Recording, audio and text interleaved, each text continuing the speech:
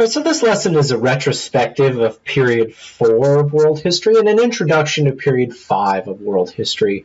So this is going to give you a broad overview of the historical period that spans from 1750 to 1900 CE. Before we get started, though, I want to give you a little caveat about the West and world history. Both this lesson and the next lesson are really going to focus on the West. And remember, by the West, I mean Europe, North America, South America, South Africa, Australia, basically all the places that Europeans colonized. These are the descendants of the Roman Empire. These are by and large Christian nations. These are by and large white nations. I'm talking about race here. And it may seem from this lesson that, I'm glorifying Western history. I'm trying to really make it seem like the West is the best civilization ever. If you look at my other lessons and the world history that I've been teaching throughout this sequence and everything that's on this YouTube channel, everything I put on this Moodle, you'll see that I'm not championing the West and saying that everybody else is inferior or terrible. It's not that way at all. You'll see that I really glorify everybody's history and try to really show the achievements of every single group of people who's ever lived. But you can't deny, if you look at history, that period 5 of world history was really the breakout period for the West. It was the period in which the West came to dominate the world. And I don't necessarily think that that's a good thing. I don't think it's ever good for one group of people to have all the power. I believe in democracy, and that's also includes a democracy between nations. So, please don't, accuse me of being biased or racist or being overly in favor of the West, because I'm just not. I mean, I think the West is great. I grew, as you can tell from listening to me, I'm an American guy. So, I think the West is great, but I also think my grandma's cooking is better than anybody else's. That doesn't mean I hate everybody else's cooking. That just means I think my grandma's cooking is the best. I'm proud to be a citizen of the West, just like I think everybody else should be proud to be, citizens of their cultures and places and locations. So, take all this as just as objective of a history as I can provide you with, and please learn a lot. Let's begin.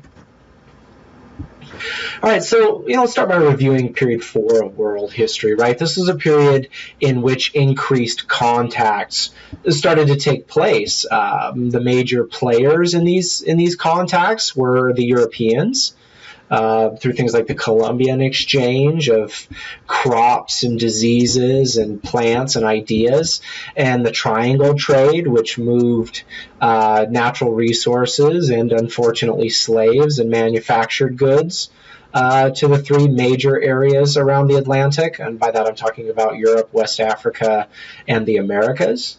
But the Chinese continued to be big players at this time period. In fact, the Chinese continued to probably be the leading civilization in the world in terms of military and cultural and economic sophistication.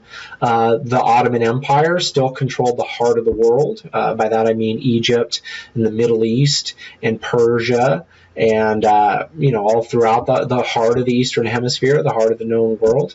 And then the Russians were starting to become big players as well. And so these major old world civilizations were starting to increase their contacts with each other, as well as reach out to the Americas and the Pacific and Africa. So it's one of the main features of period 4, but this was still pretty much a movement of things, and this is going to be very important in our study of period 6 of world history. It was things that moved around, food, diseases, natural resources, some manufactured goods like paper and furniture and cigarettes and cigars and things like that, and alcohol, but for the most part it was raw material and foods and disease and people. And so there was not yet a globalization of culture, but there were some early syncretism. Remember that syncretism describes when 2 cultures mix and blend with one another. And in period 5, we start to see some uneven development that's going to have implications for period 5 and all the way into the present, right? Places like Europe had free printing, not free, but like printing presses that were, for the most part, not heavily controlled by the government. I mean, there was some censorship, but it was very mild. Contrast that with the Ottomans, who ran the government ran their printing presses, so ideas and, debates didn't move as freely through the Ottoman Empire as they did through the West. And we start to see STEM advancement. Remember, STEM is science, technology, engineering, and mathematics. We start to see that STEM advancement pick up speed in Europe. And the Chinese were continuing to move along, but this was the period in which the Europeans really broke away from the rest of the world. And there was some unequal development to begin with, right? In period 4, the Americas were still, anywhere in the New World or the Western Hemisphere, were still way behind the rest of the world in terms of science and engineering. And culturally, everybody is advanced. Culturally, everybody has, a lot of things going for them, but a lot of it comes back to guns. And this is the period in which, the Europeans started to develop some really heavy military superiority, which is going to accelerate in period 5, as we're going to see. So period 5 really is, a lot of it has to do with these STEM advancements and these technological advancements. The big story is industrialization, the development of engines and artificial power through things like coal and steam. But also capitalism and lending. The rise of banking allowed businesses to flourish and grow as they had access to more money that they could borrow at interest to grow their businesses, and as well as to experiment and push research and development and buy things that they could turn around and sell at a profit. And this is also the period in which factories started to become very common, particularly in Europe and the Near East. But also a little bit in the New World as well. Period 5, also, we start to see a growing division between what I'll call natural resources economies. So these are places where a lot of the economic activity is based on things like mining and harvesting of wood and fishing and trapping of furs and things where you gather natural resources. We start to see a split between these, which really are the traditional economies, and what we can now call industrial economies. These are manufacturing centers that are taking advantage of this industrialization to take those natural resources and turn them into finished goods like furniture, or steam engines, or guns, or anything that requires a factory to create. Later on, this is going to be things like radios and televisions and automobiles. But we're not quite there yet in period 5 of world history. And that industrial output and application really changed everything. It shrunk distances. It enriched some economies. It's really hard to overstate how important industrialization was. Along with that industrialization and that uneven economic development and uneven STEM development, it came really some of the ugliest isms in world history, and by that I mean imperialism and racism. And, I like talking about racism. Well, I don't like racism, but I like talking about racism because when we look at period 5 of world history, we realize how young racism really is. At most, racism is only about 200, 250 years old. It's a fairly new idea if you put it next to something like Islam or Christianity or agriculture or even democracy. So the fact that racism is so young is going to make it easier to kill. Yeah, I said that. We need to kill racism. So, but we have to keep in mind that racism comes out of imperialism. This movement, this belief among the Western nations, places like Germany and France and England, that they wanted to build world empires, and building world empires it's a bloody, nasty business. And so racism came about with 19th century European imperialism, where racism was a reason that imperialism was okay. Oh, we need to go over there and take care of those people. They can't take care of themselves. We need to bring the light of civilization to them, and all these horrible things that are a part of racist thinking. And so we always want to keep in mind that imperialism and racism go together. Darwinism comes on the scene later into almost at the end of period 5 of world history. And I have no problem with Darwinism. I think evolution's a thing. And it seems to have been proven by science. But you also get sometimes some ugly interactions between racism and Darwinism. Some of these, I'm going to call them what they are. They're lies. Some of these lies that, Europeans are more evolved than Africans and all kinds of nonsense like that, which is simply not true. And at this point, if you've been keeping up with this course, you know enough world history to know that's simply not true. So, these ugly isms started to churn in ways that were very unfortunate and continue to define our world today. Period 5 was also a major period of domestic changes for Western Europe, which is the civilization that gives rise to the United States of America. So I want you to be mindful of this because I am producing this by and large for American audiences. There are some domestic changes, like, the difference between agrarian farming and urban manufacturing, right? During period 5, people started to move into the cities in ways that the modern world would recognize. We start to get the atomization of the family and changes in the role of women.